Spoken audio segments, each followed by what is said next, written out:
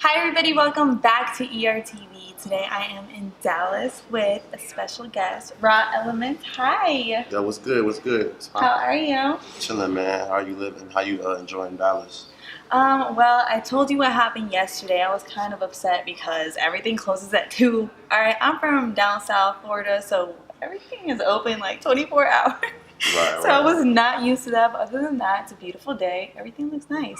So, it's cool. It's a beautiful day in Dallas. Let's just, start off like tell us a little bit about you. And you're not from Dallas, right? You're from Baltimore. Baltimore. Yeah. From Baltimore originally. Was born in Baltimore.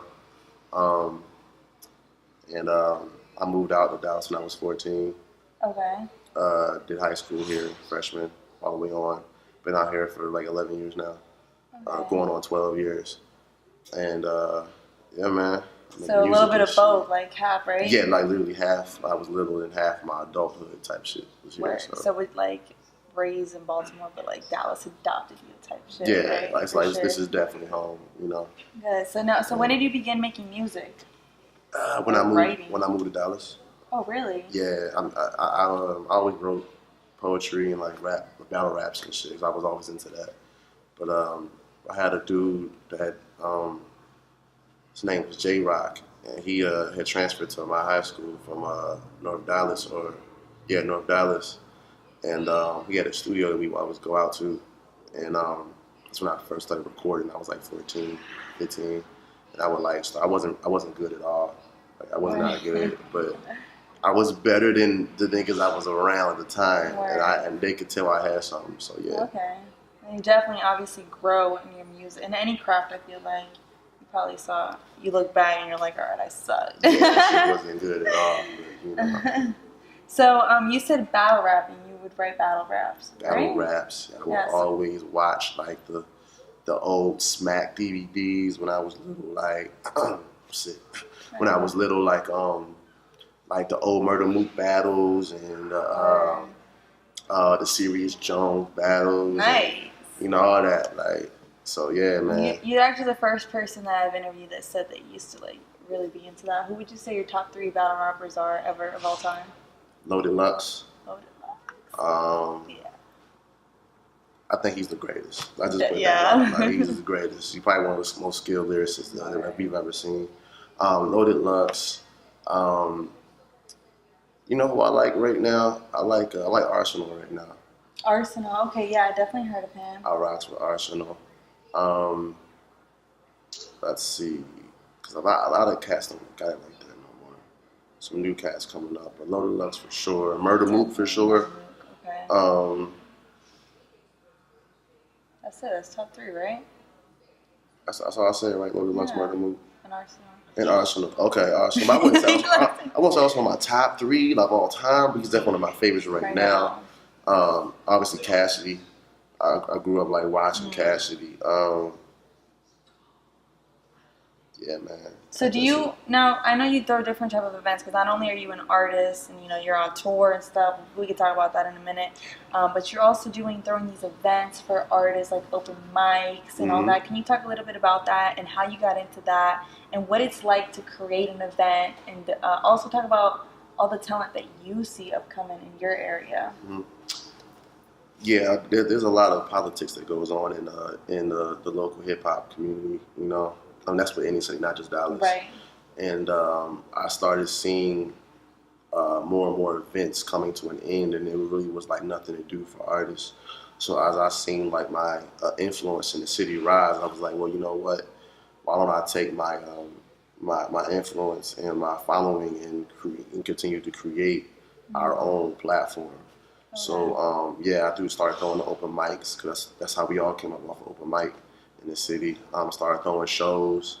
Even if I wasn't performing, I would just show up, show face, and throw the show. That's happy to perform. And then I have my end of year fest, the Pod for the Locals, which is coming up December 22nd at Trees.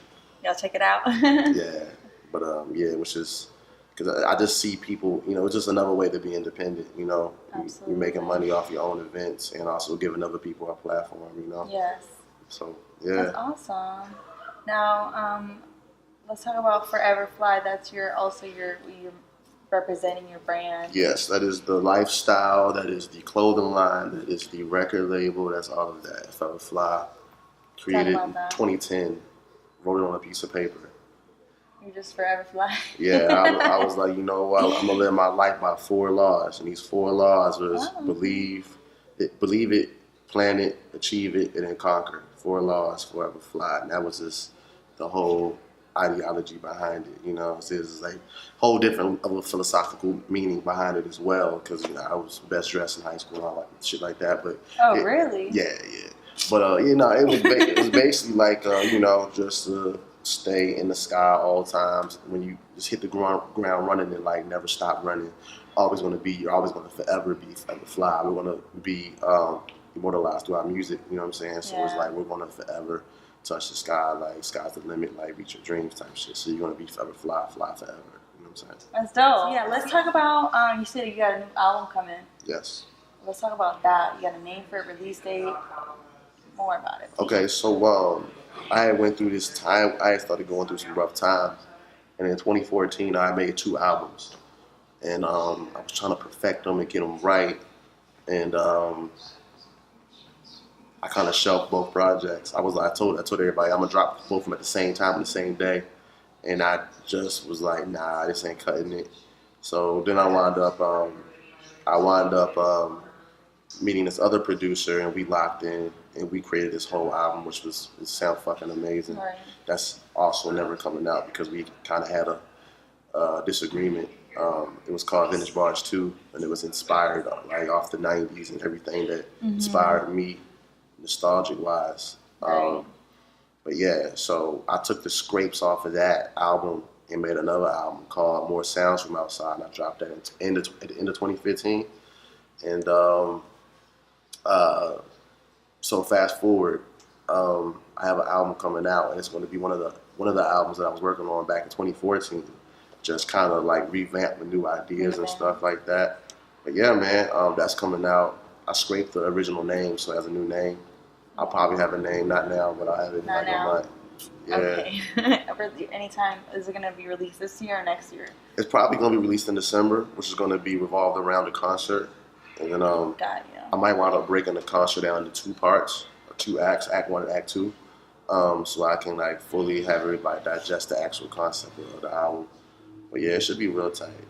Where now, when you go into the studio and record, is there like certain things that you have to bring that, because I feel like every artist is different. They just have to have their...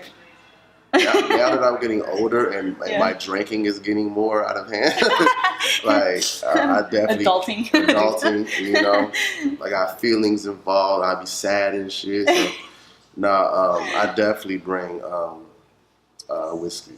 Whiskey? What's your favorite whiskey? Right now, my favorite cognac is...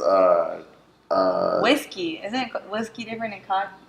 No, but it's brown, like brown.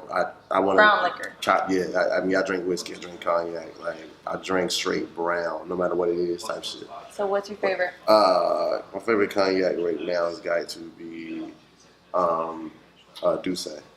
Yeah. Douce, come through with that sponsorship. Shout out to Hov. They put me on during South by, and I fell in love. Yeah, he had like a Douce party, like or Ilmore was sponsored by Douce 2 years ago, and they had like the free Douce and lemonade and shit. Yeah, I feel like I've tried Douce by itself on the rocks. Never tried it with lemonade. That's like really good. Really good. Okay, so because there's a big difference between pink lemonade. I think it's a big difference between pink lemonade and regular lemonade. What do you think is better? So lemonade. Just regular. Yeah, you can't do the pink lemonade. Not with cognac. Yeah. All right, I'm definitely gonna try that today. I look at the nigga funny if he was mixing pink lemonade with his shit. I was like, "You going, G?" Pink lemonade is fun though, but I just had to ask because I know they have different tastes. I love Crown Royal too. Crown Royal is good. I'm addicted. Addicted. So you gotta have that, It's in the car right now, type shit. Okay. But no. But yeah. Okay, so you gotta have the, alcohol to set the vibe. That's it. And water. Water. Just stay hydrated. Gotta have food ready. Okay. And that's really it, man. My laptop, obviously. And when you in the booth, is it just usually off the top of your head, or you write on your phone? So I'm a writer. I write all my stuff, whether it be off the phone or whether it be with a pen. But I just recently started teaching myself to go in without the pen. And this album that I'm talking about, I did just that. And I didn't write a single lyric to that album.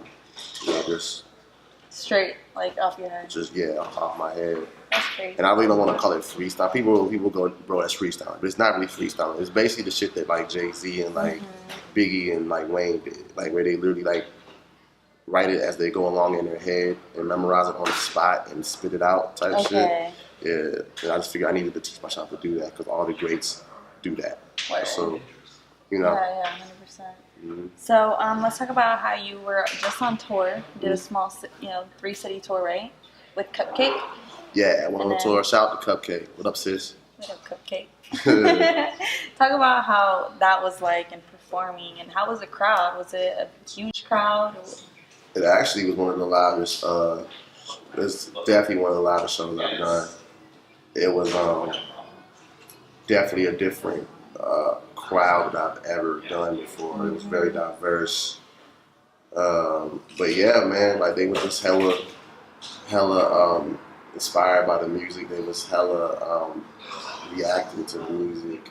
It was crazy. Houston got hella live. Atlanta got really fucking live. Really? Yeah, it was tight. And Dallas always shows love to me. So yeah. Okay, so I was on your Instagram, of course, lurking, and there's 2 pictures that I wanted to talk to you about. One was Joel Santana. Yeah. How was that like? That shit was dope. Because me being from East Coast originally, like that's all I fucked with was like just Dipset, Jay, and a whole bunch of East Coast and New York niggas and shit like that. So yeah, like niggas grew up like listening to Dipset. So that was like dope whenever we shout out to Nick Bryant on the label. It's my nigga, you know, Face Forever Fly. But I don't open up for artists in Dallas anymore. So any offer that I get, I tell them, well, you're gonna book my guy, you know what I'm saying? And we do that, and then he brings me out and I do a couple songs and shit. So yeah, Nick opened up for Joel Santana. He brought me out and I did a couple songs and shit. It was mad tight though, cause you know I rocks with Joel, you know. Yeah. Did he give you like any advice? You know, sometimes artists like that that've been in the game for so long drop gems. Like nah, cause it was being rushed, cause everybody was trying to get the picture backstage, or his manager started tripping. But you know, took a picture. His manager gave me his contact information. It was like, let's work. So that was cool. That's what's up. Now another one I wanted to talk to you about was you recently, made a post for your fans and everybody that follows you that somebody went into your accounts and deleted everything on your music videos and everything. Do you care to elaborate about that? Because I feel like and it was like a close friend. Yeah. It was the video production and videographer of Summerfly. Yeah. So I viewed her like a sister type shit. Like we was real close. And I guess she let a personal feeling get in the way of business. And she deemed it necessary to sign into my YouTube account and delete all the videos she did with me. Like music videos, back scene, behind the scenes shit, like the show with SZA, she deleted, like a whole bunch of stuff that she had filmed. Why? I don't know. Oh, well, I do know why. She told me she was mad because I didn't respond to her text message or whatever in the matter she wanted me to. And little did she know I was going through a lot of shit. Like, I started, like, my depression in life started coming, like, I had got into the car accident, lost my car. I had lost my phone. My phone was broken. And then, I had a whole bunch of shit that was going on that week. And she just thought that I wasn't responding to her. I feel like when life hits you, it hits you hard. Yeah. And, anything else that we should be on the lookout for? Yeah, man, just the music. This year, I kind of took a step back, and I was still recording stuff, obviously, but I took a step back, and I really was working on shit, business-wise, getting my business side down, and I just became a mogul in my city. You know what I'm saying? So now everybody. Okay, he does this, that. He does the most numbers when he throws a show. Yeah. Now he can also throw shit for other people. So now I got a bigger platform when I want to do shit. Like I feel like that this next project for Local is gonna be crazy. Like I'm excited for the album. yeah. And am I forever fly or what? You are. You actually are. Like hopefully I got an extra shirt in the trunk for you. Instagram, let them know where they can follow you at. You can follow me at Raw Elements. That's Raw RAWELEMENTZ on Twitter, Instagram, SoundCloud, Spotify, Apple Music, Tidal, Amazon, Pandora Station, all that. Word. Well, yeah. Make sure you guys follow him out. I'll link everything down below. Make sure you follow me at Evelyn G. Ramo on everything. Yeah. We out.